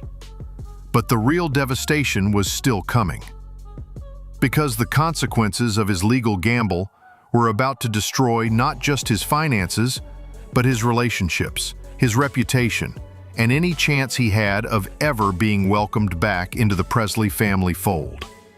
Now here comes the bombshell that nobody saw coming, and it's going to change everything you thought you knew about this entire story. Because what we discovered about Navarone's real motivations will absolutely blow your mind, and the aftermath of his legal gamble has left the Presley family in ruins in ways that go far beyond money. The shocking truth that emerged during the final court proceedings was that Navarone had been manipulated from the very beginning. It turns out that his legal team had been feeding him false hope and exaggerated claims about his chances of success, all while billing him massive fees that were draining his inheritance faster than anyone realized. These lawyers saw a grieving, angry young man with millions of dollars, and they exploited him mercilessly. But here's the part that will make your blood boil. Lisa Marie had actually tried to warn Navarone about these exact lawyers before her death. In private conversations that only came to light after the legal disaster, she had specifically told him to avoid the legal firm he eventually hired, because she knew they had a reputation for taking advantage of wealthy clients in emotional distress. Navarone ignored her advice, and it cost him everything. But perhaps the cruelest irony of all is that Navarone's actions have actually strengthened Priscilla's control over Elvis's estate. The legal challenges he brought were so thoroughly defeated that they created new precedents that make it even harder for future claimants to challenge the estate's structure. He didn't just fail to get what he wanted. He actually made it impossible for anyone else to ever try the same strategy. Today, Navarone Garibaldi remains a cautionary tale about what happens when family loyalty, personal greed, and massive amounts of money collide in the worst possible way. He had everything handed to him, and he threw it all away chasing a dream of even more wealth that was never realistic to begin with. The Presley family legacy will probably never recover from the damage this legal war caused, and Elvis's memory has been tarnished by the ugly spectacle of his own family members tearing each other apart over money he never intended to become a source of such bitter conflict. What do you think about Navarone's shocking downfall? Was he a victim of manipulation or just pure greed? Drop your thoughts in the comments below, and don't forget to subscribe for more explosive celebrity family drama that will leave you speechless. I basically said I was grateful for my sister for bringing us all together. And that I knew that we didn't get along very well toward the end. His name is Navarone Garibaldi, and he's Priscilla Presley's son with Italian screenwriter Marco Garibaldi. Now here's where this gets absolutely insane. Navarone shares zero blood with Elvis Presley. Zero. He's not Elvis's grandson, he's not part of the Presley bloodline, and yet he's been working behind the scenes for years to position himself as a legitimate heir to the king's fortune.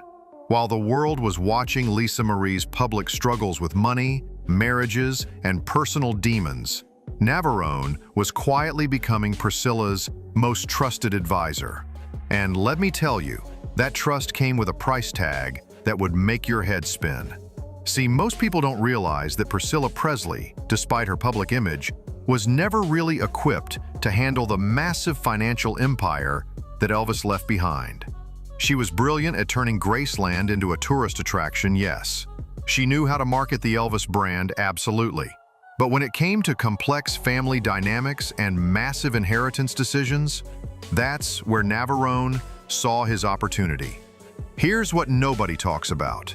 In the years leading up to Lisa Marie's death, family insiders started noticing something disturbing.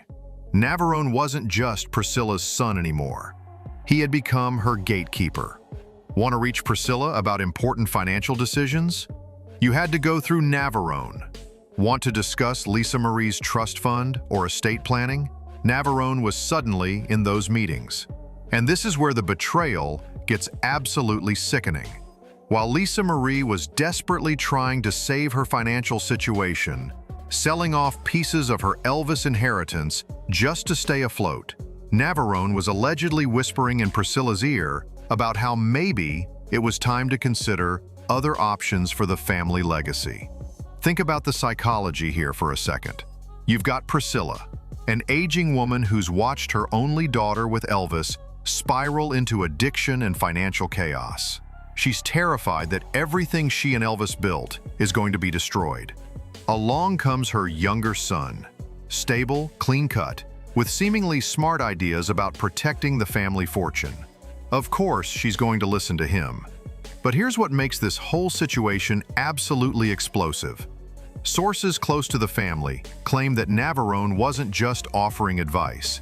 He was actively working to position himself legally as someone who could inherit or control portions of the Presley estate if something happened to Lisa Marie. And let's be brutally honest about what was happening during this time. Lisa Marie was not in good shape. Her addiction struggles were well documented. Her financial problems were spiraling out of control. She was going through messy divorces and custody battles.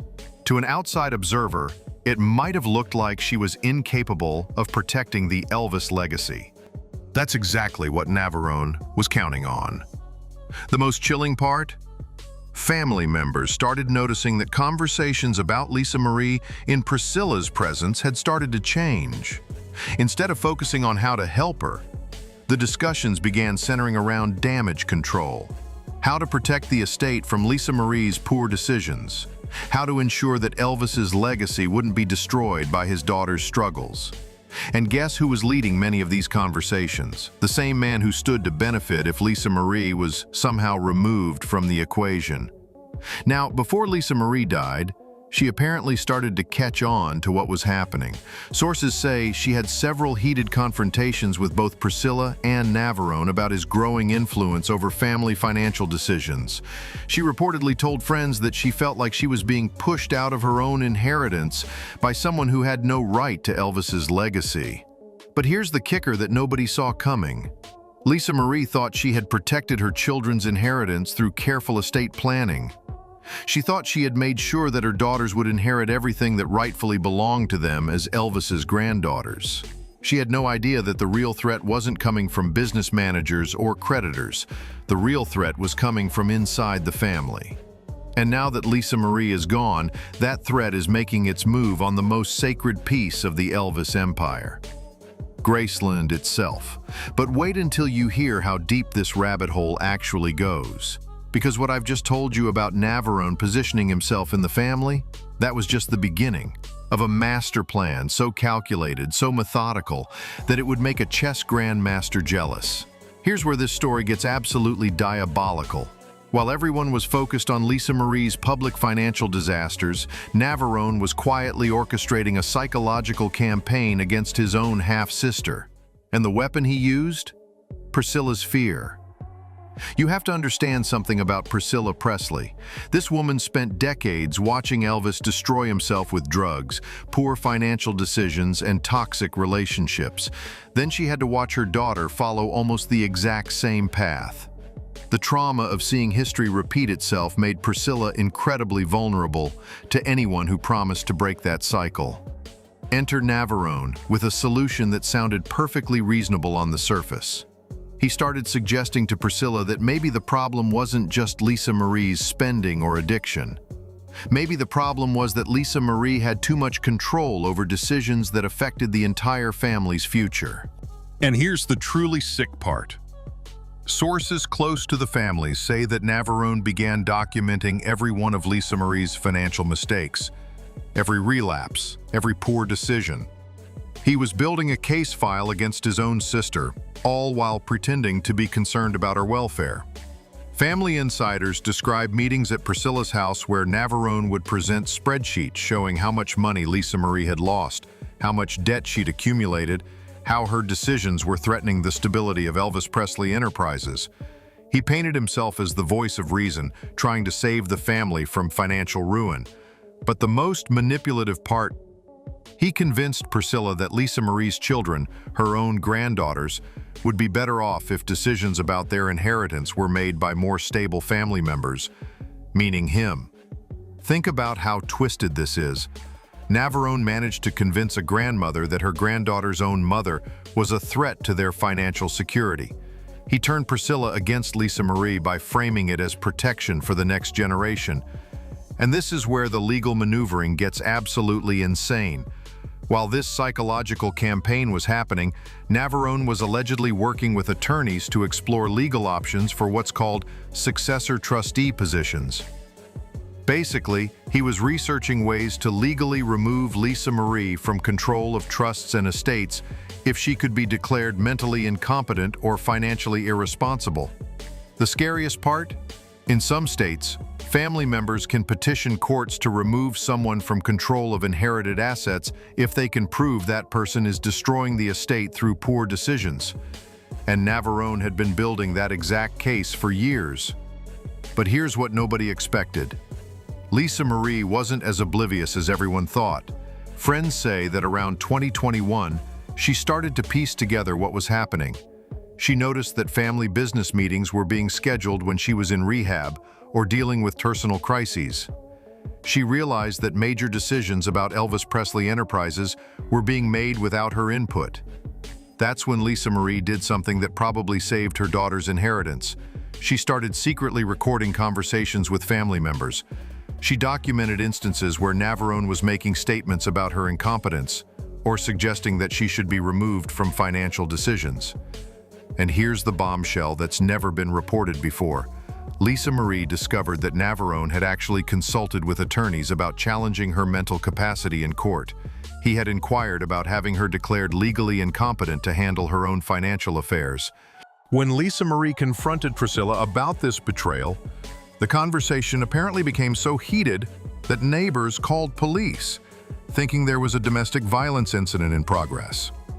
Lisa Marie reportedly screamed at her mother, asking how she could choose a son with no blood connection to Elvis over her own daughter and granddaughters.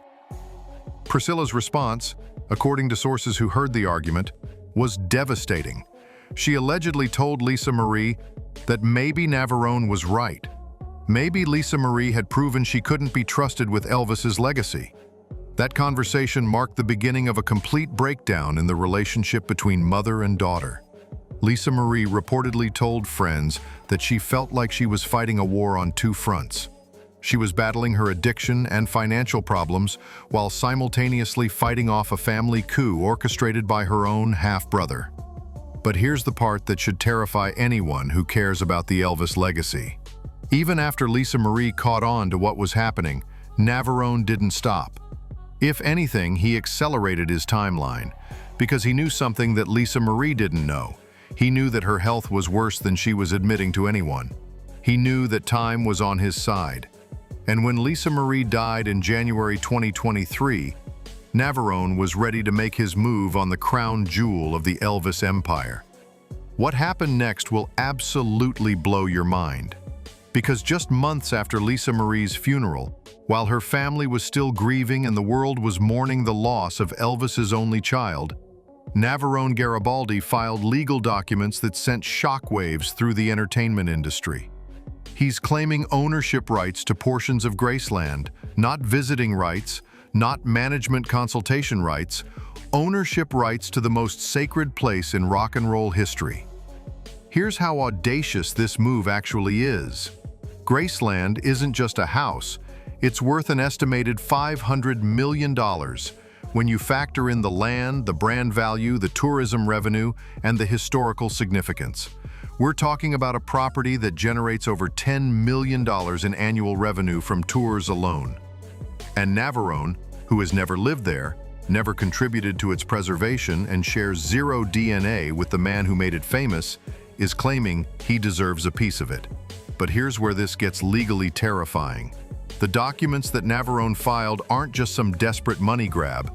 They're sophisticated legal arguments based on years of preparation.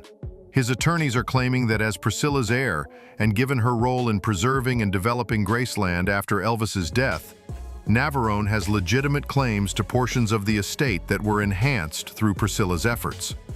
Think about how calculated this is. They're not claiming he deserves Elvis's original inheritance. They're claiming he deserves the added value that Priscilla created through her business decisions over the past 4 decades.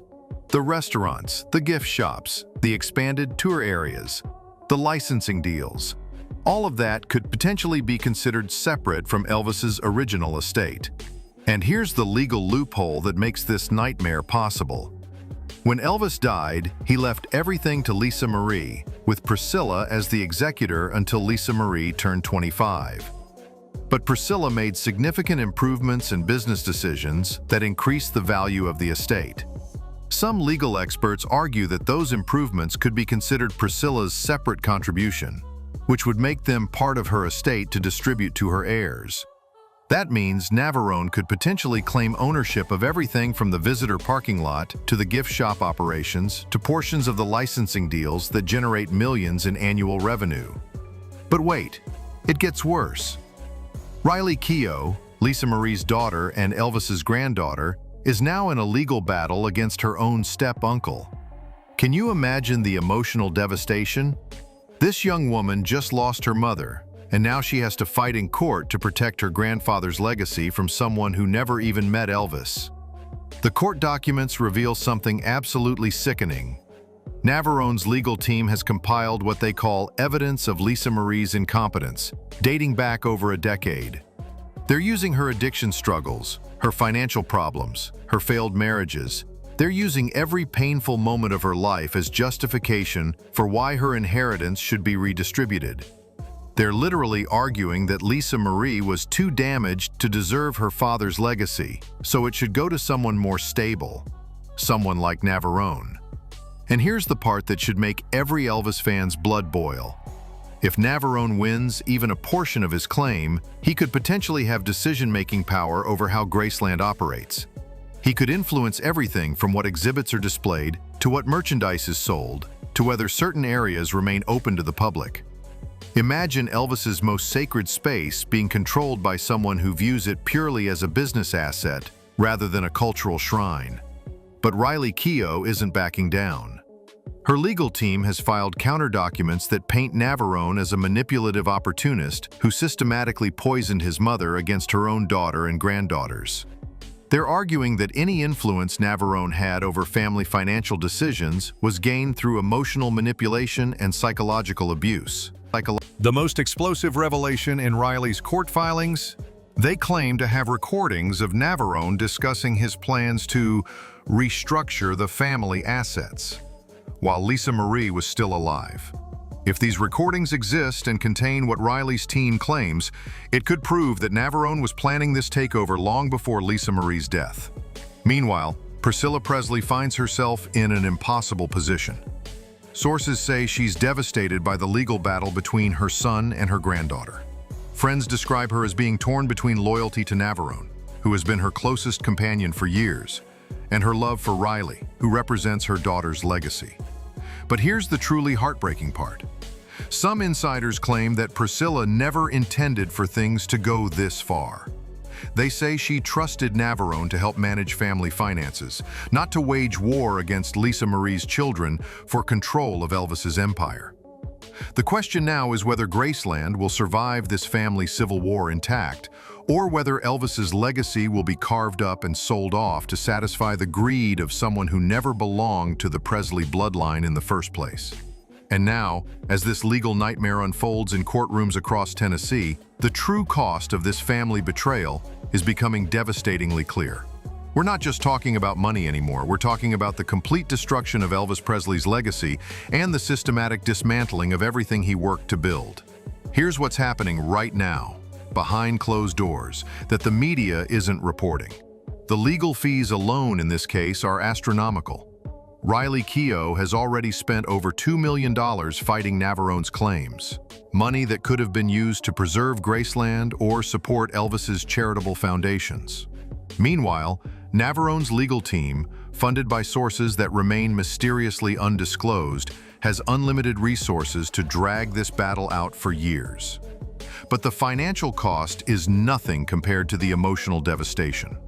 Sources close to the family describe Riley as being completely shattered by this betrayal.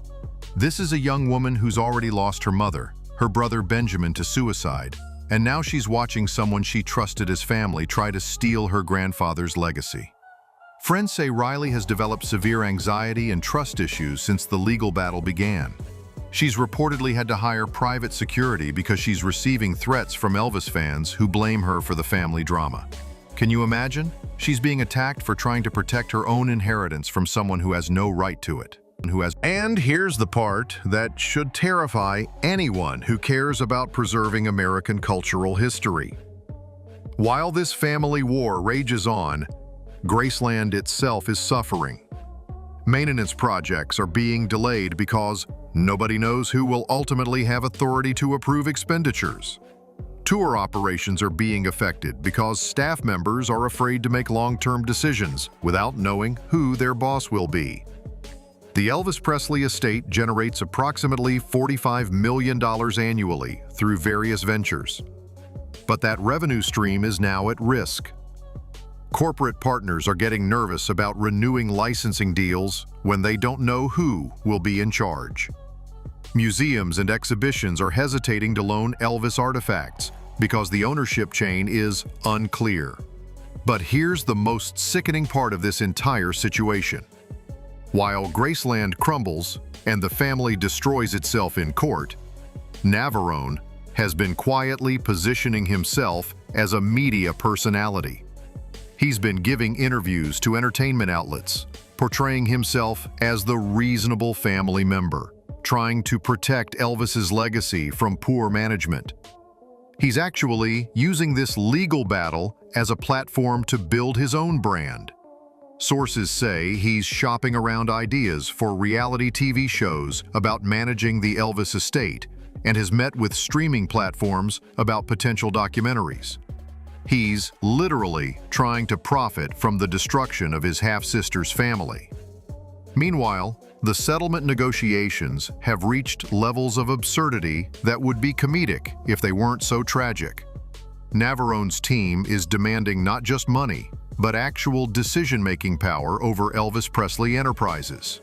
They want him to have a seat on the board, veto power over major decisions, and approval authority for any future Elvis-related projects. Think about what this means.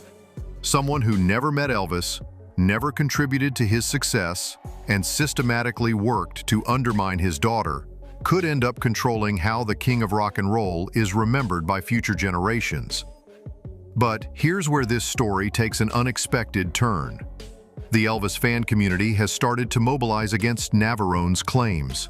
Petition drives are circulating demanding that courts reject any ownership claims from non-blood family members. Fan clubs that have been divided on other issues are uniting behind Riley Keough's fight to preserve Elvis's true legacy. More importantly, some major figures in the entertainment industry are quietly supporting Riley's legal battle. Sources say that several A-list celebrities who were friends with Lisa Marie have contributed to her daughter's legal defense fund. Record industry executives who worked with Elvis are providing testimony about the importance of keeping his estate within the bloodline. The legal experts I've spoken to believe this case could set a precedent for celebrity estate battles nationwide. If Navarone succeeds, it could open the door for step relatives and adoptive family members to challenge inheritance decisions in other high-profile cases. But perhaps the most heartbreaking aspect of this entire nightmare is what it's doing to Priscilla Presley. At 78 years old, she's watching her family destroy itself over money and power.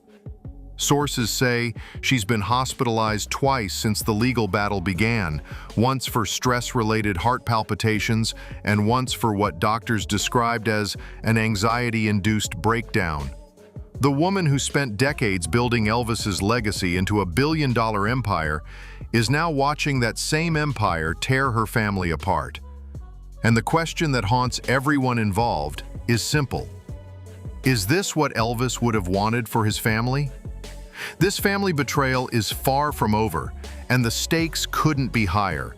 What do you think?